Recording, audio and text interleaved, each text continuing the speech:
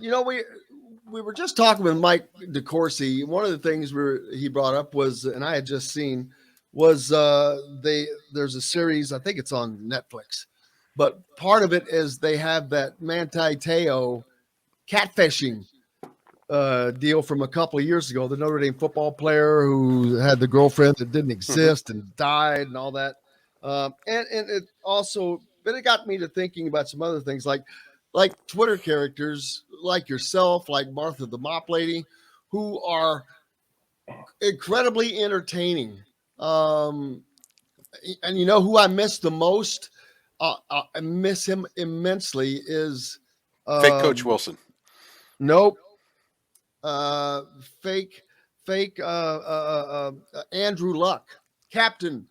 Was Oh, it Captain General? Andrew Luck. What, what was it? Captain Andrew Luck? Was that the Twitter character? I know who I, you're talking of. I can't remember his exact handle. I Oh think my it was the God. Twitty character. Or he was a general or something. General Luck, maybe. Yeah, it might have been But General. he was pretty freaking hilarious. I mean, it was just, I followed that account. He would only make like one tweet a week, maybe sometimes two, but it was just always something that just made you laugh or whatever. And but the anonymity, but there's yourself, you got Martha the Mop Lady, who are the same, who I put in the same light, who make not a ton of comments, but when they do, it's something that's either funny or whatever it is. But how important is the anonymity to that part? I have kind of juggled this issue for shoot. I think we're Well, going on especially 13, as long as 14 it's years. yeah, because it has to get harder. You know, um, I think for me personally, when you distill it down to the most basic level, it allows me to take something that I'm obviously interested in. I'm invested in IU athletics, um, but it allows me to keep arms reach from it. Um, you know, I I I have a lot of conflicts, quite frankly, um, and I have done all sorts of gymnastics in order to avoid getting entangled in some of those conflicts. And it's nothing nefarious, it's nothing malicious.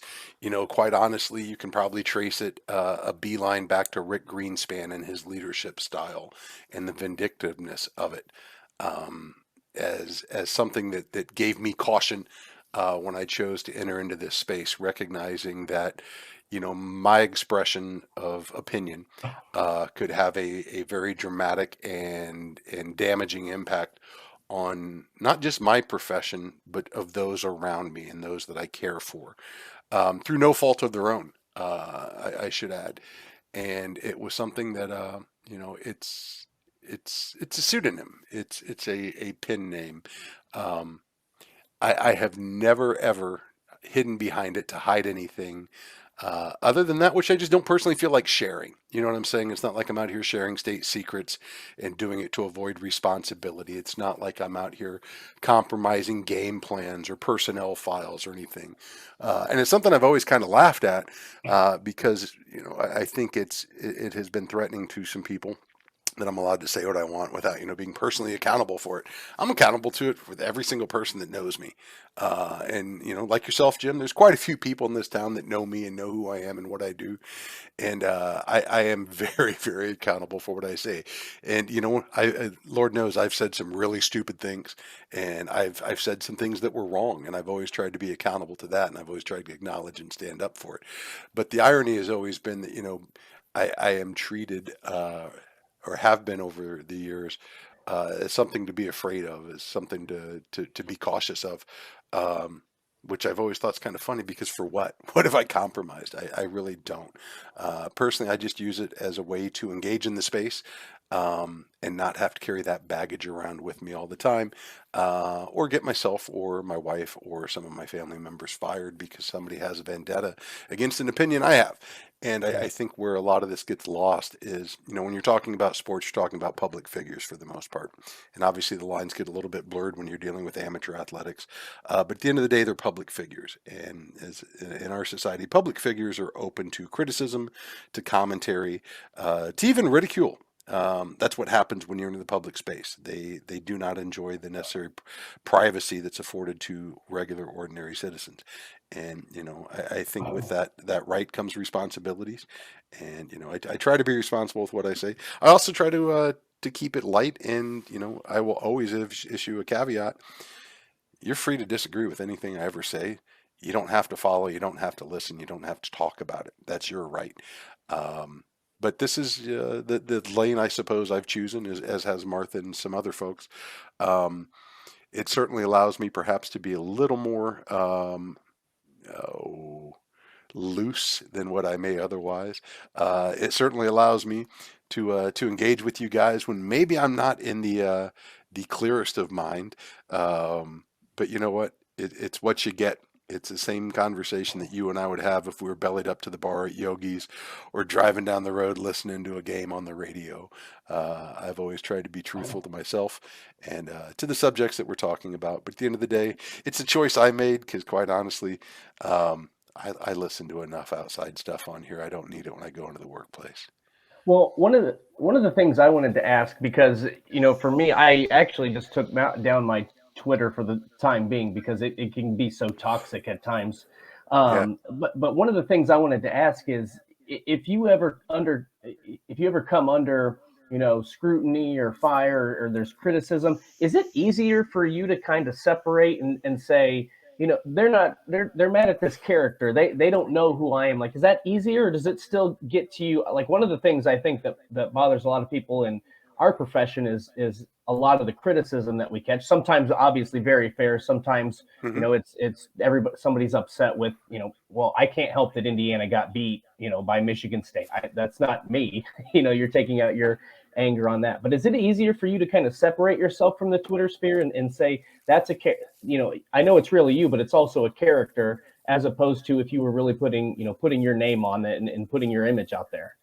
Oh yeah, it's I've seen it firsthand, and I'm not gonna lie, I have not so proudly been a part of it where I've gone after people, and it can be a very vicious space Hmm. when you've got people coming, after your family members. You've got people going directly to your Yeah. employer, coming for your job. I'm not even going to get into names, but I've had credential media members try to get me fired from a job that I don't even have, from an Wow. employer that I've never been affiliated with. Um, it's ridiculous. It really is, and all for usually just a difference of opinion. And Yeah. again, if I say something that's factually incorrect, I I am open to real time fact checking. I would rather be right than feel right about situations, and have no problem whatsoever owning up to it when I'm wrong. And Lord knows I'm wrong quite often enough. But what we've seen is when people disagree with an opinion, the way in which they try to personalize that and they try to weaponize that. Yeah. As you see in the Monte Teo documentary, it's a crazy, crazy world online right now, and the boundaries between online and real life and how those intercede are, quite frankly, it can be horrifying.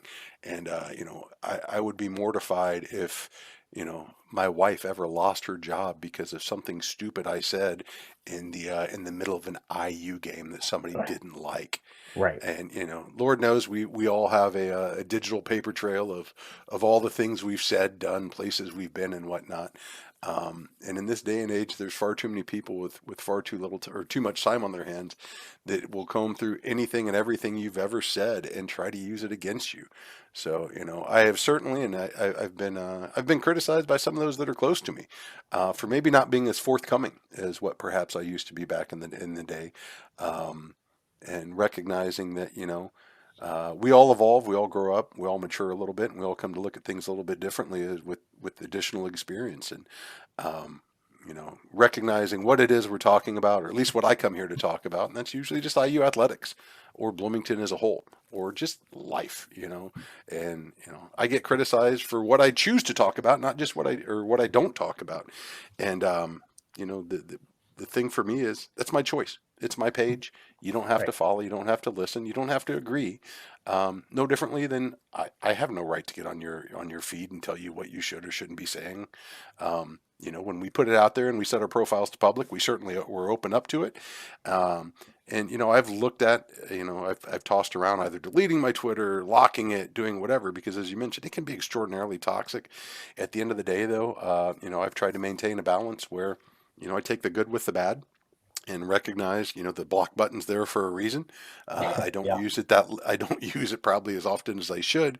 But at the end of the day, when you prove that you're just an insufferable a-hole, there comes a point where I'm going to choose that I don't need to listen to you anymore. But I personally enjoy the engagement, both good and bad, because I feel like it gives me a breadth of opinion that maybe helps focus some of my thoughts back towards a consensus rather than just what particular corner I may be sitting in.